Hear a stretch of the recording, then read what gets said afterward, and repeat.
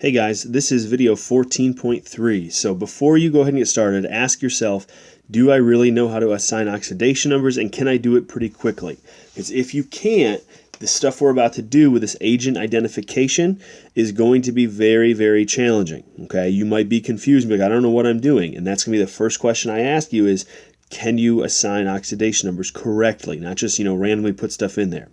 Okay, so to be able to identify which agent, and what I mean by agent is either the oxidation agent or the reducing agent, you've got to be able to look at their oxidation numbers. Okay, so again, just as a recap, a reaction is redox if oxidation numbers change for two elements.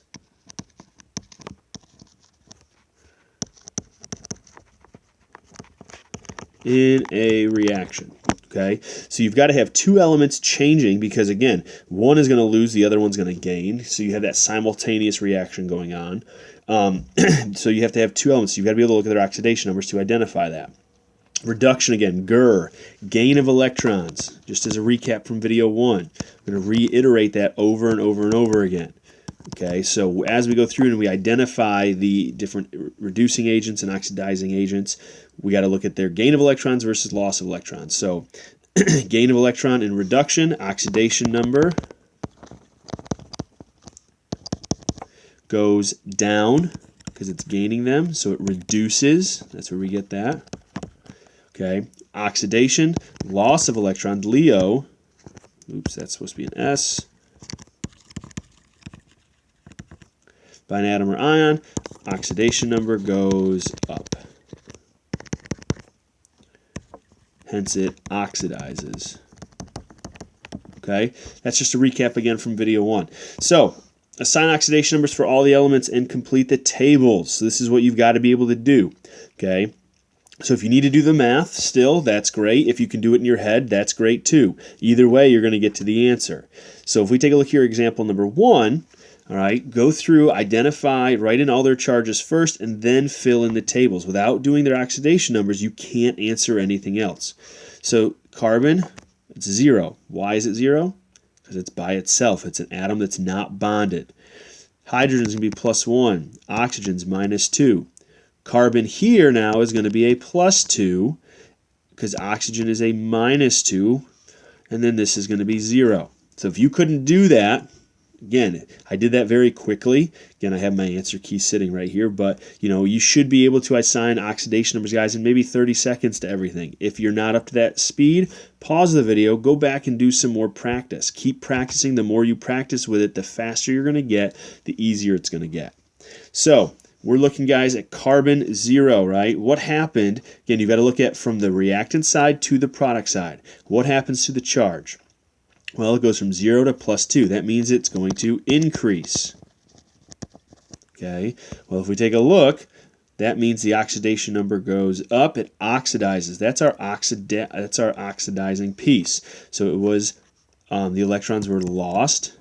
Leo, right? Lose electrons, oxidize. That means if we've done it correctly, hydrogen should be the opposite. Well, let's take a look and see. It was a +1 when it was bonded in water, and then it went to 0 when it was by itself. So yes, it did decrease, which means it gained electrons, the electrons that carbon lost, and it reduced. All right. So this is the piece that you need to be able to do, is be able to identify those. I want you to pause the video and try, example 2 on your own. All right, so first things first, got to assign oxidation numbers. Manganese is a +4, oxygen's a -2. Hydrogen's a +1, chlorine is a -1. Manganese here is going to be a +2, chlorine's still a -1. Chlorine here, though, is 0. And then hydrogen's still a +1, oxygen's still that -2. So this one, guys, is a little bit more challenging, okay? You've got a lot of different pieces here. Just by looking at it, you might think, oh, well, I only see one thing really changing, okay? But there were actually two pieces, okay? This is not a double replacement reaction. By looking at the reactants, you might think it is, but it's actually not, okay? There's a lot more to it than what you might think would be the common one. So what we actually can see, guys, is chlorine was a -1 here. I'm going to change colors so you can see this. Chlorine had a -1 here. Now you may think, well, it's still a -1, but were all the chlorines, did all the chlorines stay as -1? The answer to that is no, because it also increased and went up to 0. All right. Hydrogen stayed the same, so we're not worried about hydrogen. Oxygen stayed the same, not worried about oxygen. Manganese changed from +4 to +2, and chlorine, some of the chlorines changed from -1 to 0. So if you can see that, hey, they're in two different spots, that's probably a good indication of something that's going to change. Okay, so let's look at that. Chlorine went from -1 to 0, so its charge increased, which means it lost electrons and it oxidized. Manganese, on the other side, decreased its charge, which because it gained those electrons that chlorine lost, and it was reduced. Okay, so that's the first step. Now, in terms of the agents, this is where it can get a little confusing, which is why you've got to know your vocab. Okay, so far, guys, everything's been pretty straightforward. If you increase your charge, you're losing those electrons, which means you oxidize. Okay, but when we talk about the oxidizing agent, it's the species that is reduced. Okay, it's the species, guys, that does the oxidizing. It provides the chance for oxidation to occur. Okay, so it does the oxidizing for the species that's getting reduced. Okay, or I'm sorry, for the other species because it's being reduced. It allows for oxidation to happen.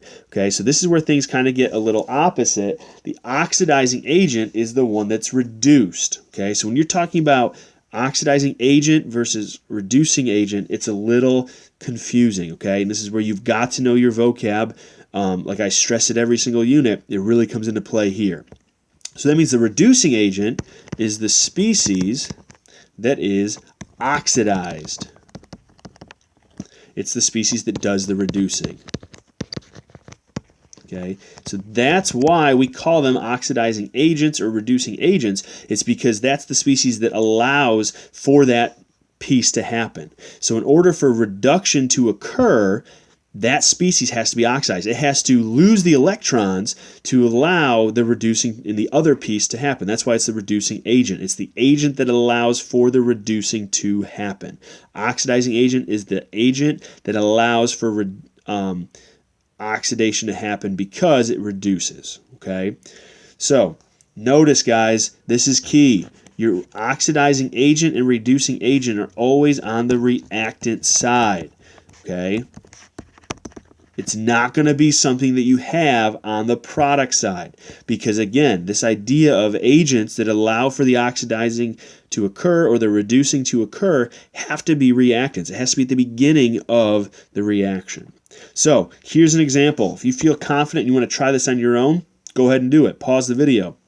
Now I'm going to explain this one, then you guys are going to practice this on your own. Okay, and have me check it. If you're confused, again, look back here at your definitions because the definitions are going to help guide you with it. Okay, so start with your oxidation numbers. This was 0 here. This is a +2. Hydrogen +1, -1. I'm sorry, -2. Excuse me. For oxygen. Oxygen's still a -2. We already did this one, right? So it should be pretty familiar. We're just going back to the one that we did right here. Okay, now, this is the part, guys, that gets a little confusing. OA, oxidizing agent. Really what you're looking for is, hey, what's reduced? Okay, it's the opposite of what it's asking you for. What's oxidized? Okay, so again, where GER, this is where that saying, guys, comes in handy.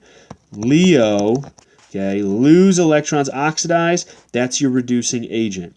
GER, gain electrons, reduce, that's your oxidizing agent. So which one lost electrons, meaning which one was oxidized, its charge went up. Carbon went from 0 to +2, that's my reducing agent. Hydrogen went from +1 down to 0, it was reduced, that's my oxidizing agent.